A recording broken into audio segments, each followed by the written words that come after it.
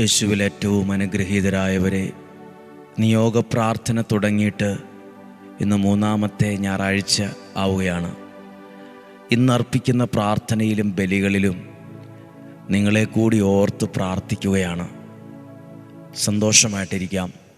ഇന്ന് പ്രത്യേകമായി മരണം മൂലം വേർപിരിഞ്ഞു പോയ നമ്മുടെ പ്രിയപ്പെട്ടവരെയൊക്കെ ഒന്ന് ഓർക്കുക. അവർക്ക് നമുക്ക് ഈ നിയോഗ പ്രാർത്ഥനയിൽ അവരെ കൂടി ഓർത്തൊന്ന് പ്രാർത്ഥിക്കാം. ചിലർ അതീവ ദുഃഖിതരാണ്.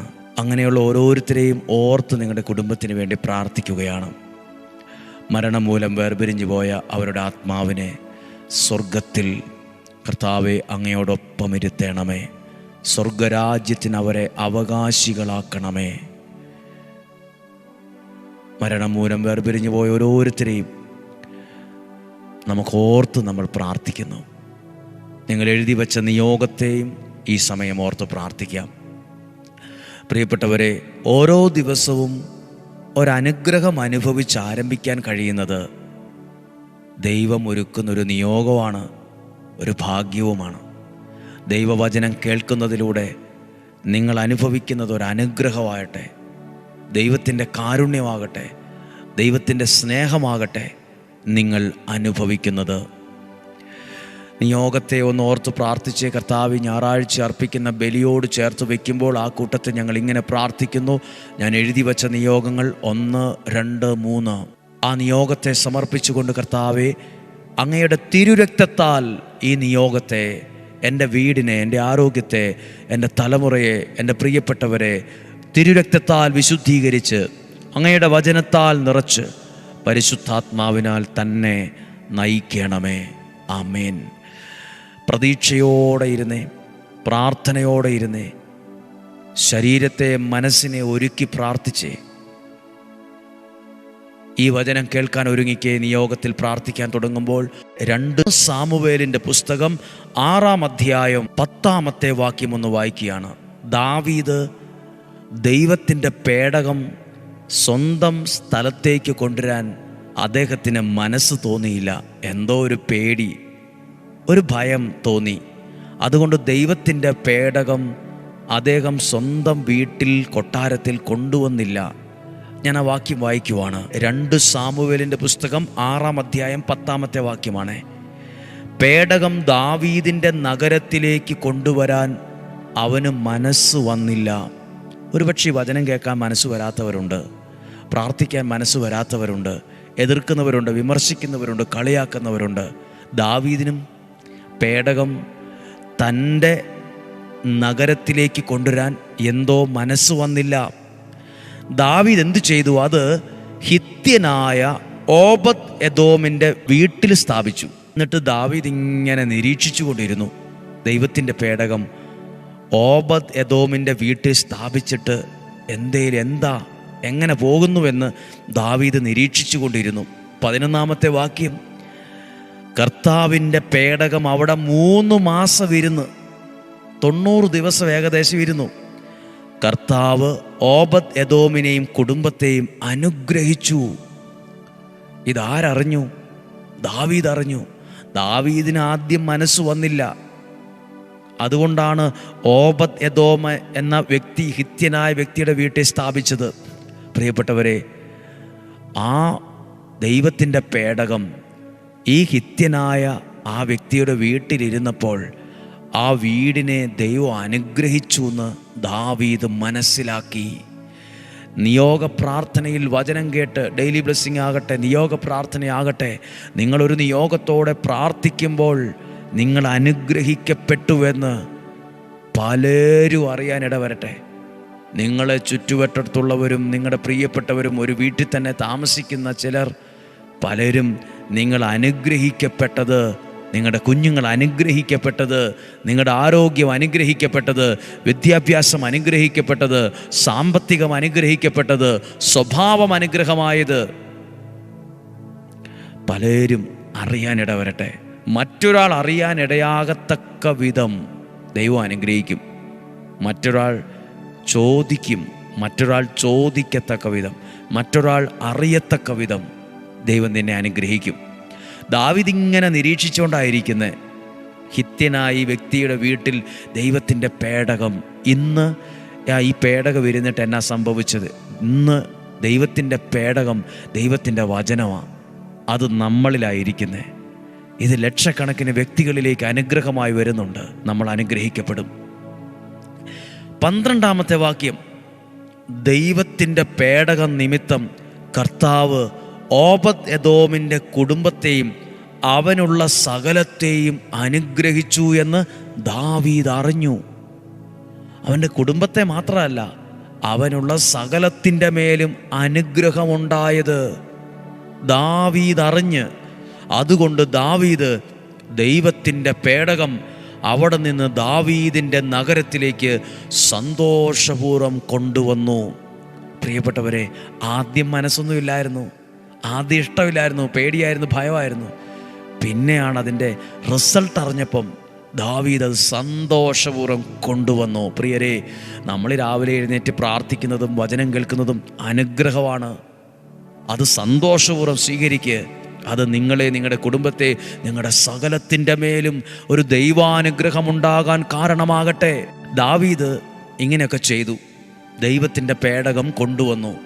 ഇനി എഴുതിയിട്ടുള്ളൊരു വാക്കുണ്ട്, 7-ാം അധ്യായം 12 മുതലുള്ള വാക്യങ്ങൾ.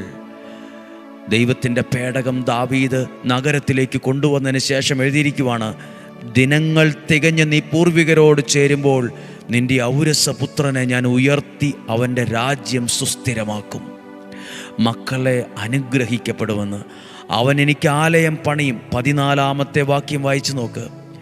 ഞാൻ അവന് പിതാവും അവൻ എനിക്ക് പുത്രനുമായിരിക്കും. ഇനി 16-ാമത്തെ വാക്യം, നിന്റെ കുടുംബവും രാജ്യത്വവും എൻ്റെ മുമ്പിൽ സ്ഥിരമായിരിക്കും, നിന്റെ സിംഹാസനം എന്നേക്കും നിലനിൽക്കും. ഈ വാക്കുകളും ദർശനങ്ങളും നാഥാൻ ദാവീദിനെ അറിയിച്ചു. ദൈവത്തിൻ്റെ പേടകം വന്നപ്പോൾ മുതൽ ദാവീദിനെ തേടി വന്നത് അനുഗ്രഹങ്ങളാണ്. ദാവീദിന് അനുഭവിക്കാൻ കഴിഞ്ഞത് അനുഗ്രഹങ്ങളാണ്. ഇനി 8-ാം അധ്യായം 6-ാം വാക്യത്തിൽ എഴുതിയിട്ടുണ്ട്, ദാവീദ് പോയിടത്തൊക്കെയും കർത്താവ് അവന് വിജയം കൊടുത്തുകൊണ്ടിരുന്നു. ഒത്തിരി ദൈവാനുഗ്രഹം, ഇനി ഒത്തിരി കാര്യങ്ങൾ പറയാനുണ്ട്.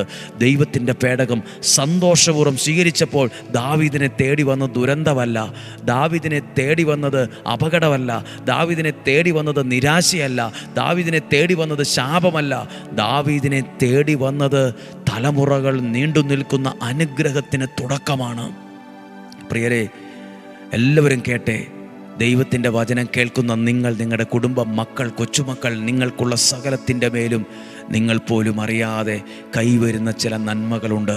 ദാവീദ് ആദ്യം പേടിച്ച് മനസ്സ് വന്നില്ല. ഒത്തിരി പേര് അങ്ങനെയാണ്. ഡെയിലി ബ്ലെസ്സിങ്, നിയോഗ പ്രാർത്ഥനയൊക്കെ ആദ്യം മനസ്സ് വന്നില്ല, ഇഷ്ടമില്ലായിരുന്നു. ഇതെന്ത് പ്രാർത്ഥനയാ, പുതിയ പ്രാർത്ഥനയോ എന്നൊക്കെ പറഞ്ഞ് മാറ്റി.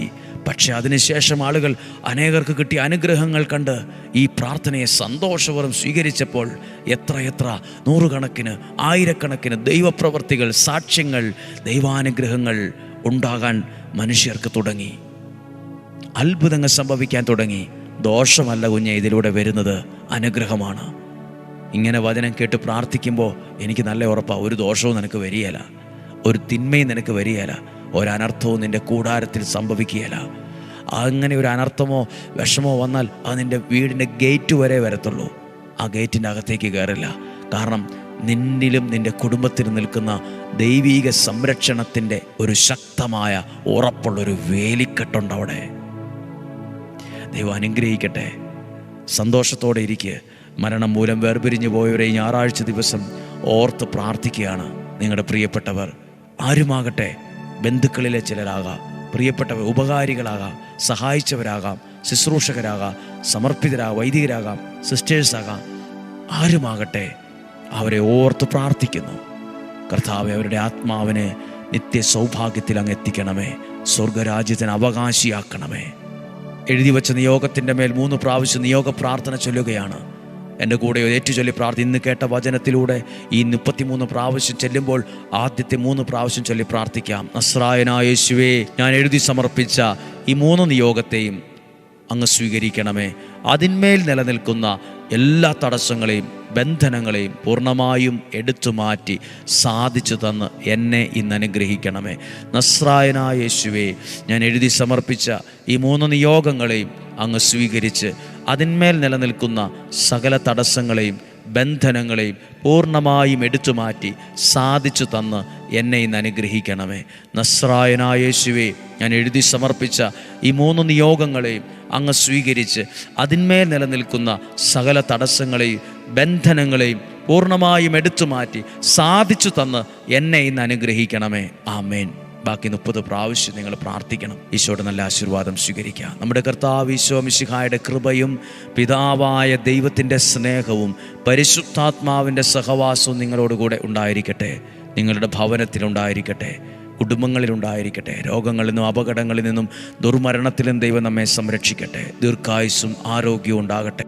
മരണം മൂലം വേർപിരിഞ്ഞു പോയ അവരുടെ ആത്മാവിനെ സ്വർഗത്തിൽ നിത്യ സൗഭാഗ്യത്തിൽ അങ്ങ് ചേർക്കണമേ. ഒരു ദോഷവും നിനക്ക് വരികയില്ല, ഒരു തിന്മയും നിനക്ക് വരികയില്ല, ഒരു അനർത്ഥവും നിൻ്റെ കൂടാരത്തെ തൊടുക പോലുമില്ല. ഈ വാഗ്ദത്ത വചനം ഞങ്ങൾ വിശ്വസിച്ചേറ്റെടുക്കുന്നു, അനുഗ്രഹിച്ച് പ്രാർത്ഥിക്കുന്നു.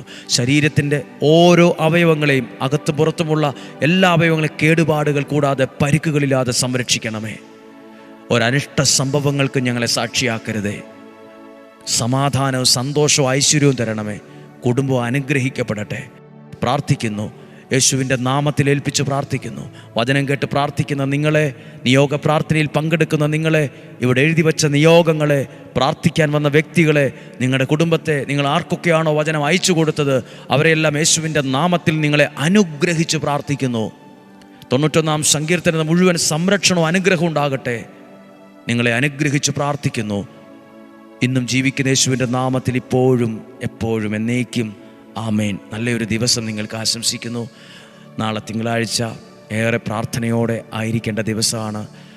നാളെ മുടങ്ങാതെ നിയോഗ പ്രാർത്ഥന പങ്കെടുക്കാൻ ഇടയാകട്ടെ. അനേകരിലേക്ക് ദൈവകൃപയുടെ വർഷം, ഒരു മഴ പെയ്യാൻ ഇടയാകട്ടെ. നാളെ മഞ്ചരിക്ക് കാണുന്നത് വരെ സ്വർഗത്തിലെ ദൈവം എന്നെയും നിങ്ങളെയും ഉള്ളം കയ്യിൽ എന്ന പോലെ സംരക്ഷിക്കുകയും സൂക്ഷിക്കുകയും ചെയ്യട്ടെ. ആമേൻ.